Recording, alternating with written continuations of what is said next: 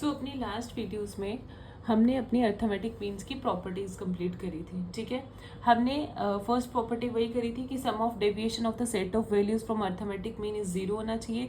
Second थी the sum of the square of deviation of a set of value minimum होना चाहिए when taken about mean.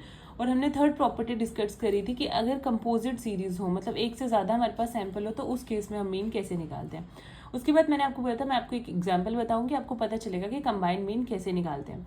देखो ये example है, निकालते हैं, इसमें तो आपको गिवन दिया है। ठीक है, बोलता है the average salary of the mail employees in a firm was 5200। ठीक है, एवरेज सैलरी आपको मेल एम्प्लॉयज की दी है 5200 and that of female was 4200। आपको मेल्स की भी एवरेज सैलरी मतलब मीन दी है। एवरेज सैलरी से क्या समझना है, आपको क्या गिवन है, तो आपको मीन गिवन दी है मेल्स का, दैट इज उनकी मेल्स की जितने भी नंबर ऑफ मेल्स हमारी एक किसी भी कंपनी में होंगे उन सब की एवरेज, मतलब उन सब का मीन आपको ऑलरेडी गिवन दे दिया है। क्वेश्चन से आपको समझ आना चाहिए कि आपके पास गिवन क्या है। And that of female was 4200, और फीमेल्स जितनी भी उस कंपनी में होंगी उनकी एवरेज आपको दे दी, एवरेज दे दी उनकी सैलरी की 4200। The mean salary of all the employees was 5000। देखो all the employees means combined mean आपको गिवन है, जैसे मेल और फीमेल का कंबाइंड आपको गिवन है, दैट इज एक्स बार। हम मान के चलते हैं अपना इसको x1 बार और इसको मान के चलेंगे x2 बार, क्योंकि ये सेकंड सैंपल है, और कंबाइंड आ जाएगा सिंपल x बार आ गया आपके पास 5000।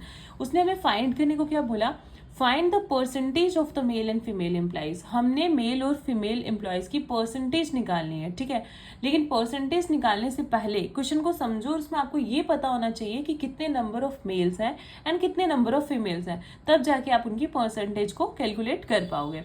तो हमें सबसे पहले अपने दिमाग में क्या आना चाहिए कि हमें ये निकालना है कि हमारे पास कितने नंबर ऑफ मेल्स हैं और कितने नंबर ऑफ फीमेल्स हैं।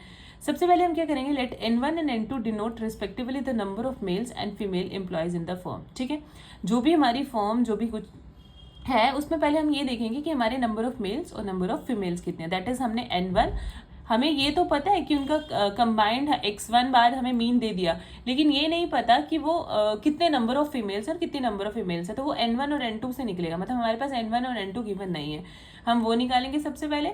एंड x1 बार x2 बार, देखो x1 बार डिनोट कर रहा है n1 नंबर ऑफ ऑब्जर्वेशन का मीन, और x2 बार डिनोट कर रहा है n2 नंबर ऑफ ऑब्जर्वेशन का mean, denote respectively there average salary and let x bar denote the average salary of all the workers in the firm. लेकिन x बार क्या है, combined x बार मतलब average salary सारे workers की, जितने भी workers हमारे उस फर्म में होंगे। ठीक है, वी आर गिवन दैट, सबसे पहले हमारे पास गिवन क्या है, x1 bar is equal to 5200, ये क्या थी average salary of the males, and x2 bar is equal to 40, क्योंकि हमने x2 बार क्या लिया है, एवरेज मीन, एवरेज लिए किसकी, एवरेज सैलरी ऑफ फीमेल्स है और एवरेज सैलरी ऑफ मेल्स है। ठीक है, तो कंबाइंड भी क्या है हमारे पास 5000। तो वी नो दैट, हमें कंबाइंड वाला फॉर्मूला पता है, मैंने कल ही आपको पढ़ाया था, that is x bar which is equal to n1 x1 bar plus n2 x2 bar. इसी तरीके से अगर हमारे पास और भी सैंपल होते तो हम उनको एड ऑन करते जाते, divided by n1 plus n2, क्योंकि दो ही हमारे पास नंबर।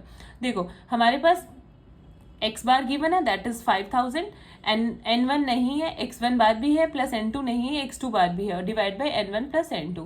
बस, अब इन्होंने तो यहाँ पे बहुत शॉर्टकट करा, लेकिन हम कैसे करेंगे, प्रॉपर वैल्यूज डालेंगे। देखो सबसे पहले हम क्या लेंगे, हमारे पास फॉर्मूला क्या आएगा, x bar which is equal to n1 x1 bar plus n2 x2 bar upon n1 plus n2। ठीक है, यहाँ पे n1 की वैल्यू नहीं है, x1 की बार की वैल्यू डालेंगे, x2 बार की डालेंगे, x बार की डालेंगे, divide by n1 plus n2। अब उसको सिंपली हम कैलकुलेट करेंगे, यहाँ पे हमारे पास 5000 है इसकी वैल्यू,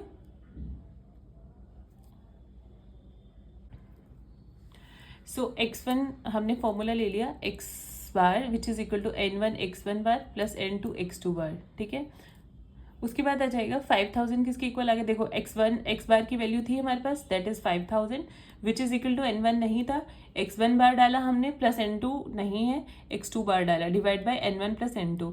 क्रॉस मल्टीप्लाई करेंगे, हमारे पास कुछ नहीं है, 5000 के नीचे डिनोमिनेटर कुछ नहीं है तो 1 ले लेंगे, which is equal to 5000 plus इसकी मल्टीप्लाई हो जाएगी 5200 into n1 plus 4200 into n2 upon n1 plus n2। Clear, अब देखो इसके नीचे कुछ नहीं है तो हम क्रॉस मल्टीप्लाई कर देंगे, 5000 की होगी n1 प्लस n2 से, तो क्या आएगा 5000 n1 plus 5000 n2 which is equal to 5000 n1 plus 4200 n2। ठीक है, उसके बाद N1 वाले N1 में से माइनस हो जाएंगे और N2 वाले N2 वाले में से। देखो N1 यहीं रखेंगे, ये वाला N1 वाली टर्म वैल्यू यहाँ पे लाएंगे। जब हम इक्वालिटी के राइट साइड से लेफ्ट साइड शिफ्ट करेंगे उसका साइन चेंज होता है, और अगर लेफ्ट से राइट करते हैं तब भी, मतलब इधर आ रहा है इधर आ रहा है, उनके साइन चेंज हो जाते हैं।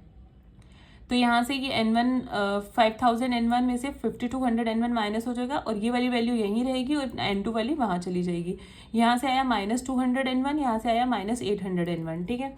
इसके बाद हमने क्या किया, अब हमने उसने रेशो बोला ना पहले निकालने के लिए, मतलब N1 और N2 की वैल्यू हमें यहाँ से मिल जाएगी, which is equal to N1 ratio में लाना था तो N2 इसके डिवाइड में लाए, और यहाँ पे 800 बचा और 200 उसके डिवाइड में ले गए। तो N1 divide by N2 which is equal to क्या है हमारे पास 4:1। इसको ऐसे पढ़ते हैं N1 ratio N2 which is 4:1 आ गई हमारे पास।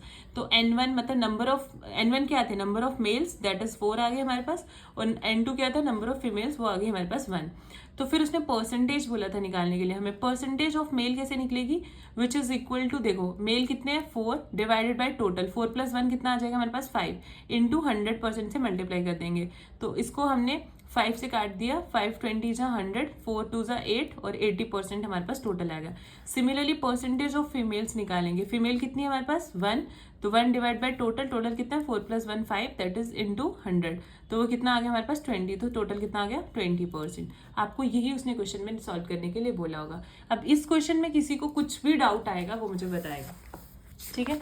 इसके बाद हमारे पास इसमें एक और क्वेश्चन आता है, वो क्वेश्चन हम कल करेंगे।